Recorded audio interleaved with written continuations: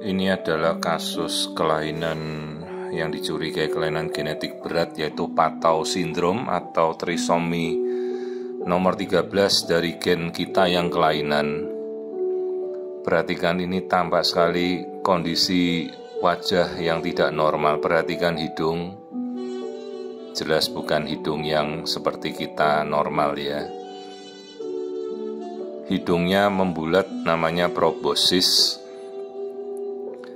Dan dia tidak punya lubang hidung, jadi hidungnya buntu. Jadi tampilan bentuk hidung seperti ini namanya proboscis. Juga tidak ada tulang hidung. Sambil kita lihat, perhatikan bagian telinga. Telinganya melorot sampai mendekati dagu. Itu namanya posisi telinga yang rendah atau low ear shape position. Ini bayi dengan kelainan kongenital berat di usia 26 minggu hingga sekarang melakukan pemeriksaan ya, baru dirujuk. Itu pun bukan dengan rujukan, tapi pasien datang sendiri hari ini.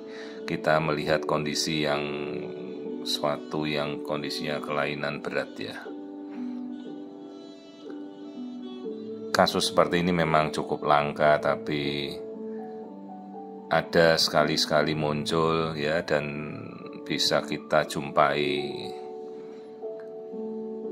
Perhatikan ya, hidung bentuknya tidak normal ya, namanya proboscis, jadi hidungnya menggelantung begitu. Matanya buta, istilahnya anoftalmia, jadi bola matanya itu tidak ada, juga tidak terbentuk. Ini kelainan pada kromosom kita nomor 13, jadi kita punya 23 pair pasang kromosom dari nomor 1 sampai 23. Umumnya kelainannya pada nomor 13 atau Patau Syndrome, sindrom Patau seperti penemu yang menemukan, atau bisa juga ada sindrom Edward atau trisomi 18, tapi umumnya seperti ini, namanya Patau Syndrome. Perhatikan telinganya kecil dan melorot ke bawah. Istilah telinga kecil itu mikrotia ya. Jadi ini bentuk telinga yang tidak normal, telinganya tidak berkembang dan posisinya melorot ke bawah. Kondisi ini kelainan yang sangat fatal, jadi tidak kompatibel untuk kehidupan bayi kelak, dan umumnya bisa saja dia meninggal dalam kandungan sebelum dia lahir. Ya, perhatikan itu, kelihatan mata tapi matanya kosong, tidak ada bola matanya, itu hanya bentuknya aja seperti ada mata tapi tidak ada isinya. Ya, sekali lagi, ini bukan wajah normal, ini facial dysmorphism, kelainan wajah berat. Hidungnya tidak ada lubang, jadi buntu.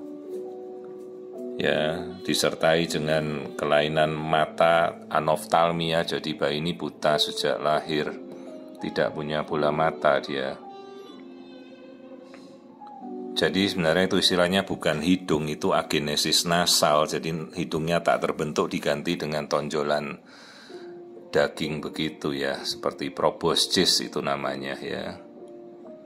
Jadi ini kelainan trisomi 13 atau Patau Syndrome, ini kelainan fatal yang tidak kompatibel untuk kehidupan. Peluangnya mungkin 1 banding 10.000 kasus lah kondisi seperti ini muncul.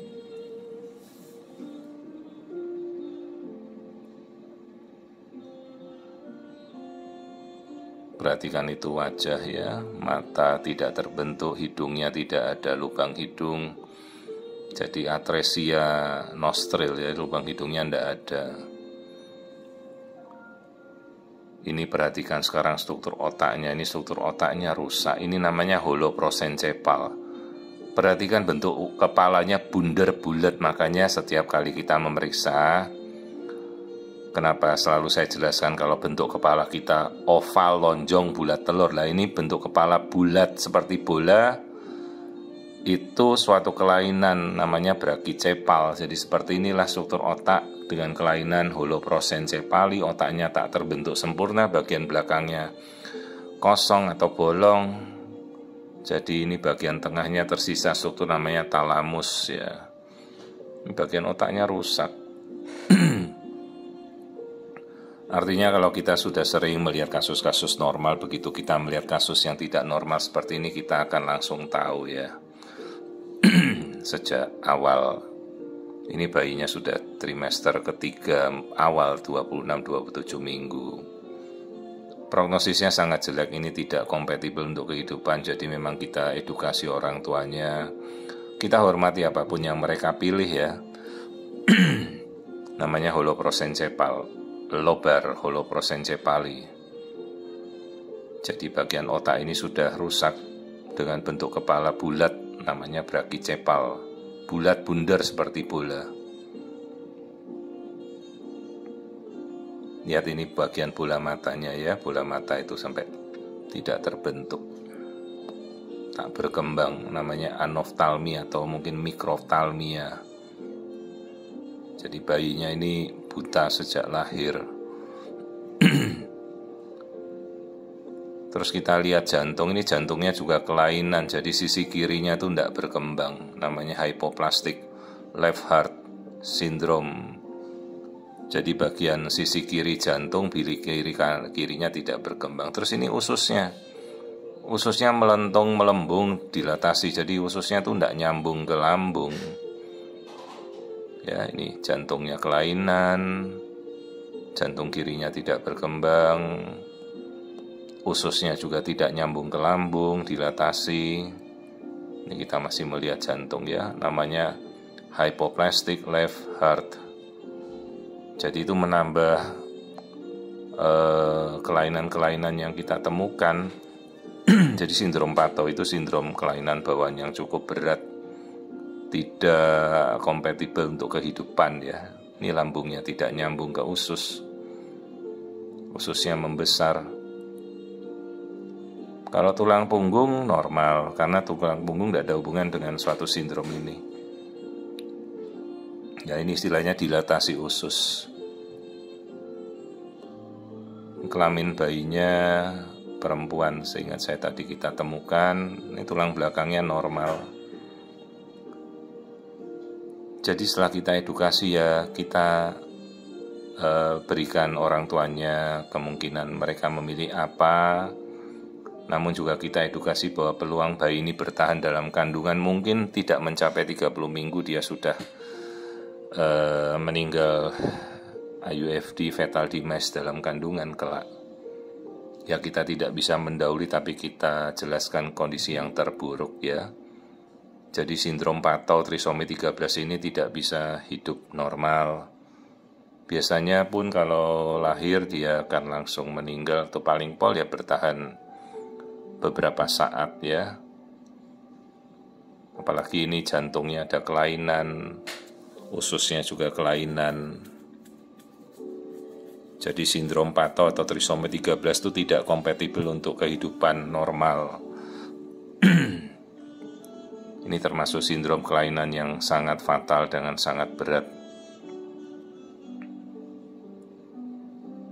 Plasenta dengan ketubannya normal.